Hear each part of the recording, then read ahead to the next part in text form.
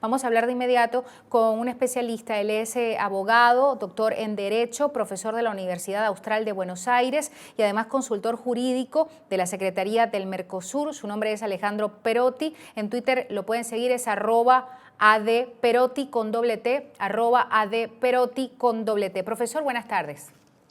¿Qué tal? Buenas tardes, ¿cómo le va? Antes que nada quería hacer una apreciación importante. Soy ex consultor de la Secretaría del Mercosur, es decir, ya no trabajo en la Secretaría.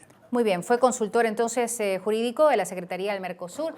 Muy oportuno igualmente conversar con usted. Fíjese, ¿qué es lo que está pasando con esta designación de Venezuela como país de presidencia temporal en el Mercosur? ¿Qué es lo que ocurre? ¿Por qué Argentina y Brasil cuestionan este rol?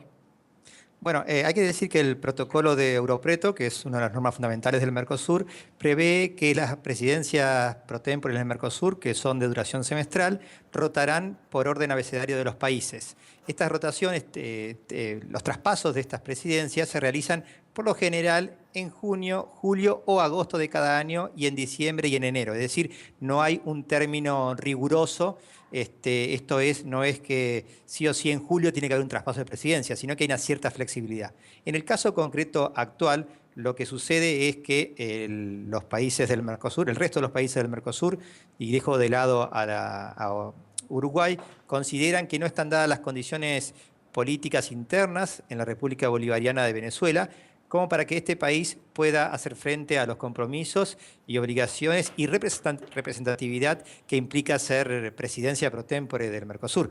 Tengan en cuenta ustedes que ser presidente del Mercosur es la puerta de entrada y salida del Mercosur, es decir, es el país que representa al bloque, es el país que lleva la voz del Mercosur por todo el mundo, es decir, es el símbolo del Mercosur durante 6 meses. Es un cargo o una función muy, muy importante para el proceso de integración y sobre todo de exposición hacia otros bloques o terceros países.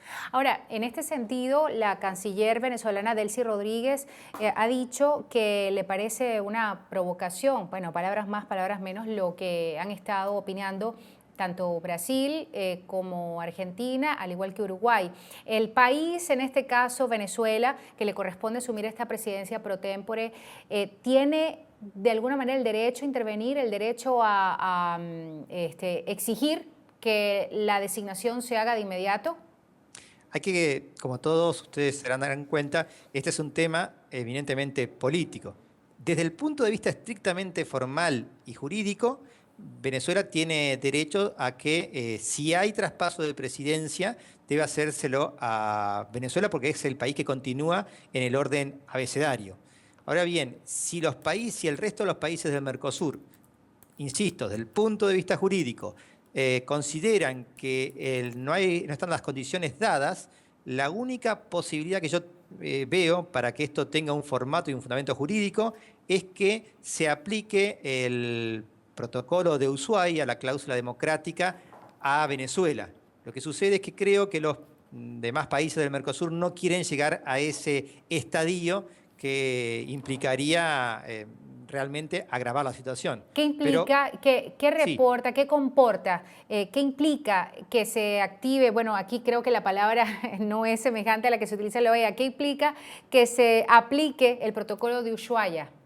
El protocolo de Ushuaia establece un procedimiento relativamente sencillo.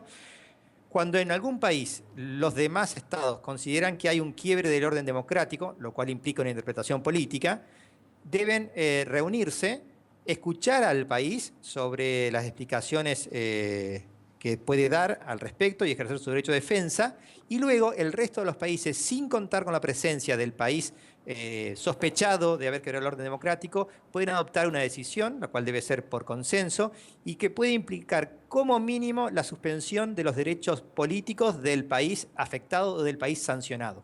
Esta aplicación de este protocolo se ha hecho una sola vez en la historia del Mercosur y fue en el año 2012 cuando se suspendió los derechos políticos de la República del Paraguay. ¿Qué implica que se suspendan los derechos políticos? En primer lugar, obviamente no poder, en este caso concreto, no poder ejercer la presidencia pro tempore.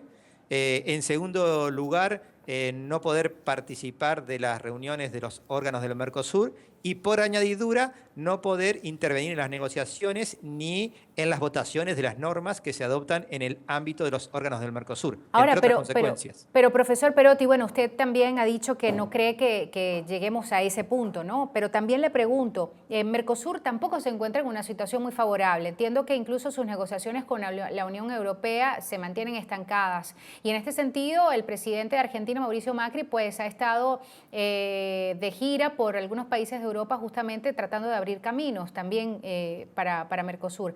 ¿Qué tanto esta situación de Venezuela, la postergación para agosto de esta decisión de si asume o no la presidencia pro tempore, pudiera afectar a Mercosur? Bueno, a ver, en realidad la cuestión de la negociación con la Unión Europea va por un carril separado. Yo diría, si usted me permite en términos futbolísticos, la pelota está en la cancha de la Unión Europea. Es decir, el Mercosur como bloque, sacando a Venezuela, porque Venezuela no participa de esta negociación, ya ha presentado la oferta de bienes y beneficios que estaría en condiciones de otorgar a la Unión Europea. Son ahora la contraparte europea la que debe presentar las objeciones a la oferta, ¿no? Entonces, yo diría que el acuerdo este año ha avanzado sustancialmente y más allá de que Venezuela pueda o no presidir durante el próximo semestre del Mercosur, la negociación con la Unión Europea no afecta en ningún sentido porque, primero, Venezuela no participa de la negociación y en segundo lugar ya hay un consenso entre todos los países, y a esto incluyo también a Venezuela, para que, independientemente de quién tenga la presidencia pro tempore del Mercosur, sea Uruguay el que presida la negociación con la Unión Europea. Muy bien. Ahora, si no es Venezuela, ¿quién podría ser? ¿Qué país podría ser? Bien, aquí hay dos opciones. En primer lugar, una opción que yo creo que es la que, si no hay traspaso, es la que tiene más votos a favor, es decir, la que más probablemente suceda, sea la extensión de la presidencia pro tempore en cabeza de la República Oriental del Uruguay. Esto no sería la primera vez que ocurre. Tengan en cuenta ustedes que cuando Venezuela en el año 2013-14 ejerció por primera vez la presidencia del Mercosur, lo tuvo por un año, es decir, hubo una situación irregular allí también. La otra opción es que se siga en el orden abecedario, salteando Venezuela y la presida Argentina. Pero insisto, creo que la primera opción es la que hoy tiene más votos, ¿no? Ahora, el presidente Mauricio Macri dijo recientemente que, en su opinión, podría ser Argentina quien presida el organismo.